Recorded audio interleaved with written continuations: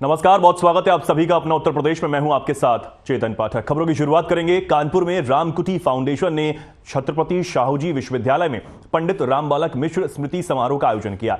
बता दें कि समारोह में पूर्व राष्ट्रपति रामनाथ कोविंद भी शामिल हुए। कानपुर के ही रहने वाले रामनाथ कोविंद हैं। जब विश्वविद्यालय परिषद में वो पहुंचे तो सबसे पहले अपने इष्ट मित्रों से मुलाकात कर उनका हालचाल जाना। समारोह की शुरुआत रामनाथ कोविंद ने दीप प्रज्वलन करवाकर की। कार्यक्रम में पूरे देश से आए 30 सुप्रसिद्ध हस्तियों का सम्मान किया गया। शहर से आईआईटी के प्रोफेसर अजय कारिंदकर, मेडिकल कॉलेज प्राचार्य डॉक्टर संजय काला, डॉक्टर नीलम मिश्रा समेत जीएमडी ग्रुप के निदेशक संजीव दीक्षित का भी सम्मान हुआ। इस दौरान पूर्व राष्ट्रपति ने चंद्रयान 3 के सफल प्रयोग पर वैज्ञानिकों समेत सभी देशवासियों को बधाई दी।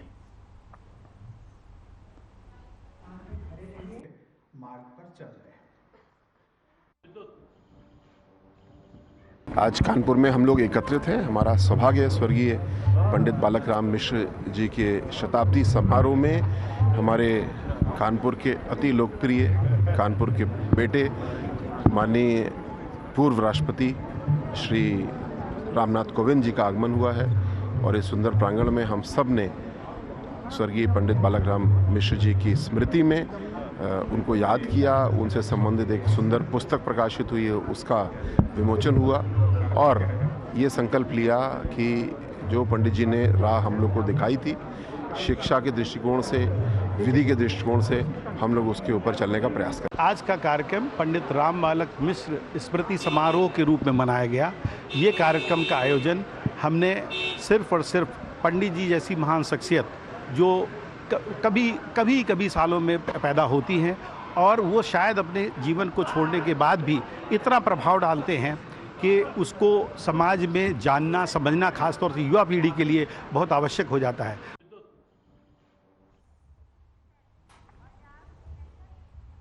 आगरा की जामा मस्जिद की सीढ़ियों में केशव जी की मूर्ति दबी होने के मामले में सुनवाई के दौरान अगली तारीख 21 सितंबर दी गई है। इसके बाद कानपुर में भागवत कथा कर रहे देवकी नंदन ठाकुर ने मीडिया से बात करते हुए कहा कि आगरा मामले में कोर्ट ने 25 तारीख डेट पड़ी थी, जिसमें अब हमें अगले महीने की 21 तारीख दी गई है।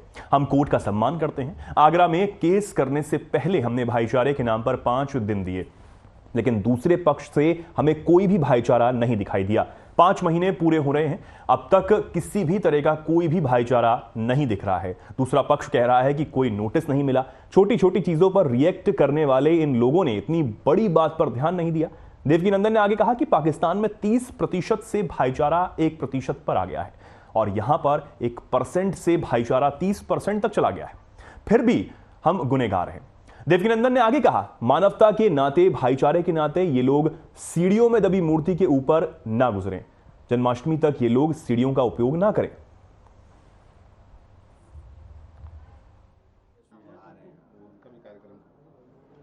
आप सभी पत्रकार बंधुओं को और देशवासियों को, सनातनियों को मेरा प्यार भरा राधे राधे। जैसा कि आप सभी जानते हैं कि पिछले काफ़ी दिनों से आगरा के केशव देव जी के लिए हम लोग, जो मथुरा से केशव देव जी आगरा में उनकी छवि लाई गई है, सीढ़ी के नीचे भगवान का अपमान, उनको रख के सीढ़ी के नीचे भगवान श्री कृष्ण की छवि का अपमान किया जा रहा है। अभी कल 25 तारीख डेट पड़ी थी और उस डेट में अगेन हमें 21 तारीख की डेट दे दी गई है अगले महीने की।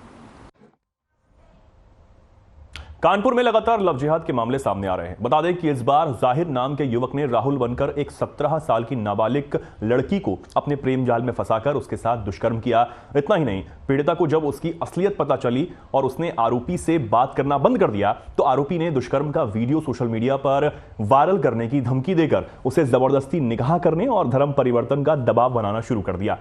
मजबूर होकर पीड़िता ने थाने में रिपोर्ट दर्ज कराई है, जिसके बाद पुलिस ने आरोपी जहीर उर्फ राहुल को गिरफ्तार कर जेल पहुंचा दिया है।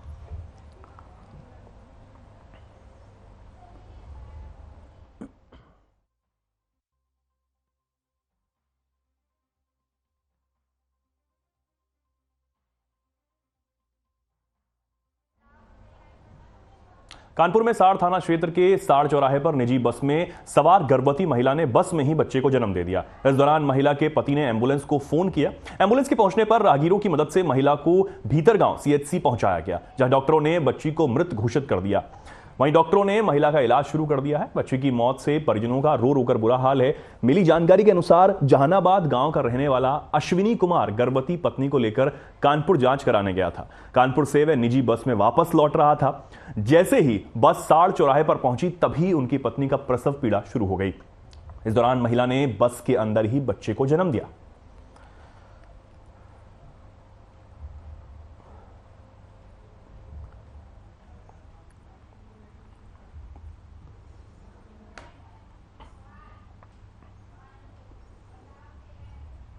कानपुर की कल्याणपुर थाना पुलिस की बड़ी लापरवाही सामने आई है, जहां युवक की हत्या के 6 महीने बाद भी पुलिस अब तक चार्जशीट तक दाखिल नहीं कर पाई है। वहीं दूसरी तरफ पीड़ित परिवार न्याय के लिए पुलिस चौकी और आला अधिकारियों तक के चक्कर काट चुका है। आरोप है कि बदमाशों के पास पुलिस की सांठगांठ है। बता दें कि कल्याणपुर के रहने वाले तन्मय तिवारी का 22 जनवरी को आवास विकास इलाके में शव मिला था, जिसके बाद पीड़ित परिवार ने पूरे मामले में हत्या का आरोप लगाया और परिजनों पर हत्या का मुकदमा दर्ज कराया गया। तन्मय एक निजी स्कूल में चौकीदार के पद पर काम करता था। बेटे की हत्या के मामले में परिवार ने जब सीसीटीवी देखा तो 2 लोग भी मृतक के पास नजर आए थे। इसके बाद पीड़ित परिवार ने पुलिस से अनीता पांडे नाम की एक महिला और दीपांशु कुशवारा निर्मल यादव पर हत्या करने का आरोप लगाया, मगर पुलिस ने इस पूरे मामले में तहरीर लेकर पूछताछ कर सभी को थाने से ही छोड़ दिया। तब से लेकर पीड़ित परिवार बेटे के लिए न्याय की गुहार लगाता हुआ थाने और पुलिस चौकी के चक्कर काट रहा है।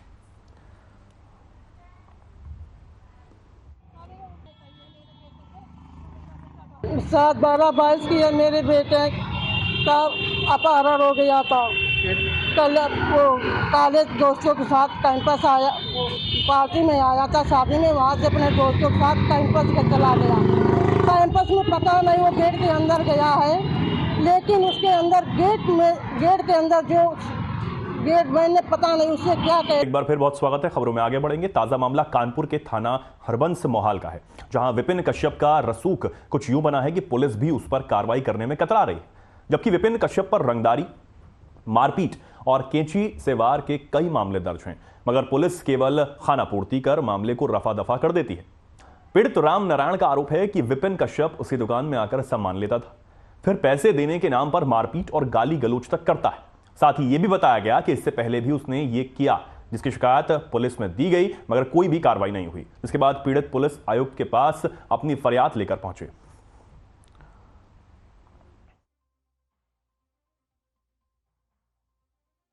कमिश्नर ऑफिस में आए थे शिकायत करने। कल हम गए थे थाने में रात में। हमारी दुकान पर 3 मंदिर चौराहे पर हुलागंज में दुकान है, वहाँ पर ये विपिन कश्यप नाम का लड़का है जो हमको परेशान करता है और दुकान पर आके हमारी रंगदारी और मतलब दुकान का तोड़ फोड़ करता है, सामान ले लेता है तो पैसे नहीं देता है। बहुत एक बार इससे पहले भी हमने चौकी में कंप्लेन कराया था तो इसके पीछे कोई कुछ काम नहीं हो पाया हमारा।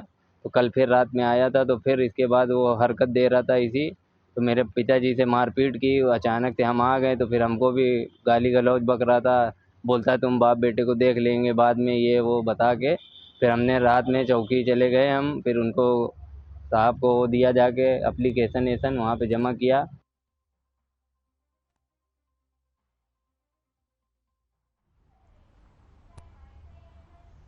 आगे बढ़ेंगे। कानपुर से बड़ी खबर आपको बता दें, किदवई नगर में कुत्तों का आतंक देखने को मिल रहा है। डर के साए में सफेद कॉलोनी के लोग जी रहे हैं। कुत्ते ने कई लोगों को घायल कर दिया है। घायलों में महिला और बच्चे भी शामिल हैं। क्षेत्रवासियों का नगर निगम पर आरोप है कि कोई कार्रवाई नहीं की जा रही। साथ ही डर के चलते घरों से लोग नहीं निकल रहे हैं। लाठी डंडों का सहारा लिया जा रहा है और स्थानीय निवासी जो हैं वो बेहद डरे हुए हैं।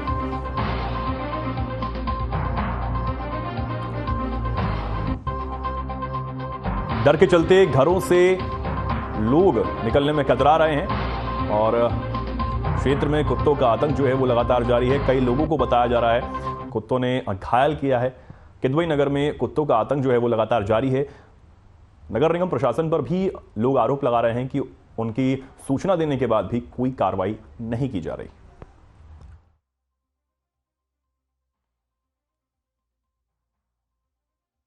कल भैया हम टहलने जा रहे थे तो मैं पीछे से आके कुत्ता काट ली।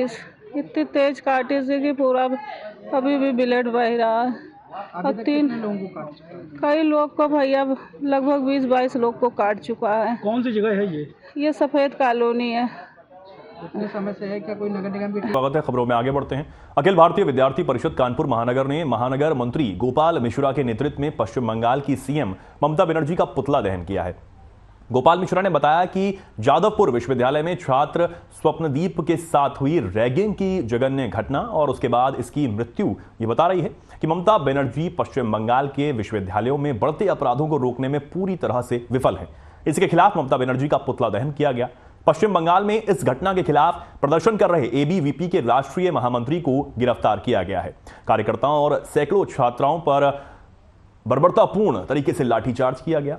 ममता बनर्जी लगातार पश्चिम बंगाल में लोकतंत्र की हत्या कर रही हैं, ये कहा जा रहा है, मगर विद्यार्थी परिषद ममता के अन्याय के खिलाफ लगातार अपनी लड़ाई को और मजबूत करेगा।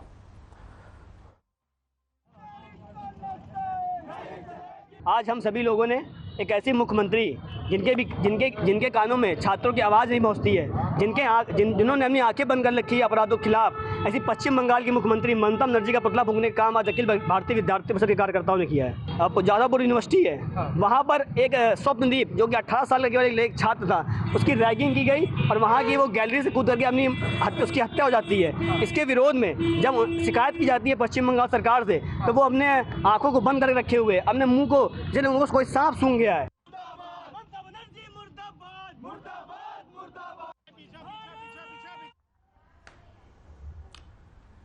पीलीभीत के बीसलपुर में विश्व हिंदू परिषद की केंद्रीय नेता साध्वी प्राची बीजेपी नेता राकेश गंगवार के आवास पर पहुंची, जहां उनका गर्मजोशी के साथ जोरदार स्वागत हुआ।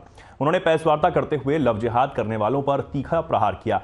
वहीं पाकिस्तान से आई सीमा हैदर के प्रति कड़ी नाराजगी जाहिर करते हुए कहा कि एक अनपढ़ औरत बगैर वीजा के सरहद पार करके कैसे आ गई। हमारे दुश्मन देश से सीमा हैदर आई है और दुश्मन हमेशा दुश्मन ही होता है, इसलिए सीमा को भारत की नागरिकता नहीं देनी चाहिए। वहीं उन्होंने यह भी कहा कि उसके बच्चों का डीएनए टेस्ट कराया जाए और सीमा के ब्रेन की मैपिंग कराई जाए। साथ ही कहा कि सीमा हैदर को मीडिया बेवजह हाईलाइट कर रही है। सूत्रों की माने तो पत्रकार वार्ता से पहले उन्होंने कार्यकर्ता के साथ बैठक की, जिसमें 2024 में होने वाले लोकसभा चुनाव के लिए पूरी ईमानदारी से जुटने की अपील की गई।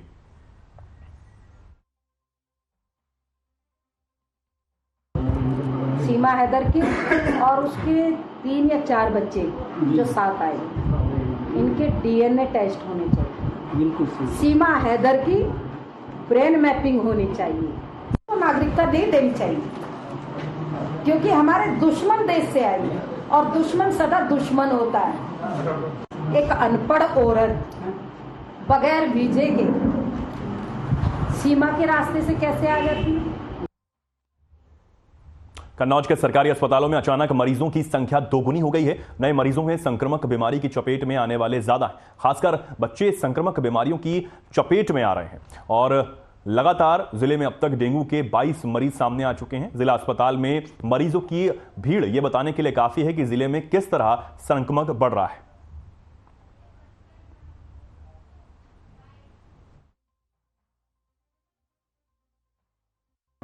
देखिए, इस समय जो ना डेंगू का टाइम है, हमारा जो जुलाई और अगस्त करीब 2 महीने में 21 केस निकले हैं। कभी 2 निकलते हैं, कभी 4 निकलते हैं, कभी 1 है, कभी केस निकलते नहीं है। क्योंकि अभी पीक टाइम है जो हमारा जो है ये हर साल जो है ना दिक्कत आती है। तो इसमें हम जो पब्लिक है हम उसको ये सलाह देते हैं कि जैसे ही आपको लगे कि आपको बुखार आ रहा है या शरीर में टूटन हो रही है, छींकें आ रही हैं, बॉडी एक हो रहा है, उल्टी हो रही है। वाराणसी के ट्रेड फैसिलिटेशन सेंटर में G20 से संबंधित सांस्कृतिक कार्यक्रम का आयोजन किया गया, जिसमें मुख्यमंत्री योगी आदित्यनाथ भी शामिल हुए। इस दौरान उन्होंने क्या कुछ कहा, आपको सुनवाते हैं। I request the Honorable Chief Minister of Uttar Pradesh to kindly felicitate them.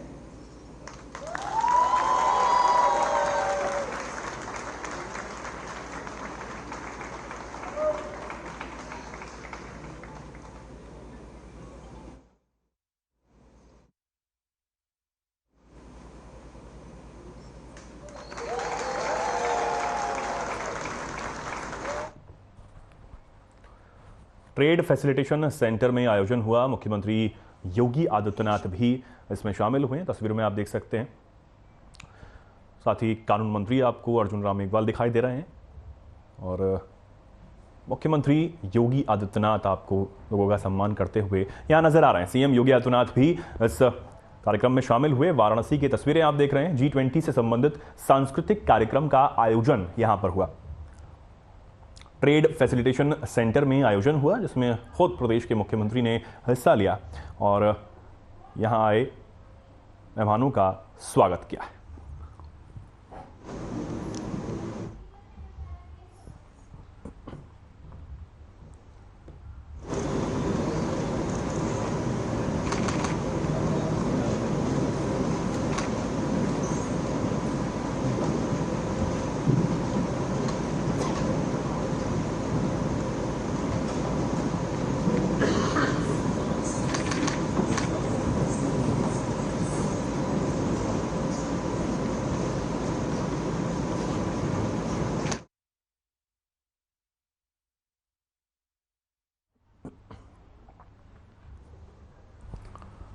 तो मुख्यमंत्री योगी आदित्यनाथ की तस्वीरें आप देख रहे हैं। वाराणसी की तस्वीरें हैं, जहां G20 से संबंधित सांस्कृतिक कार्यक्रम का आयोजन किया गया।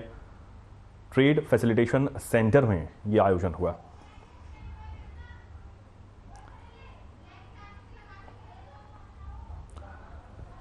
G20 से संबंधित सांस्कृतिक कार्यक्रम का यहां आयोजन किया गया, जिसमें केंद्रीय। तो फिलहाल के लिए खबरों में इतना ही। नमस्कार।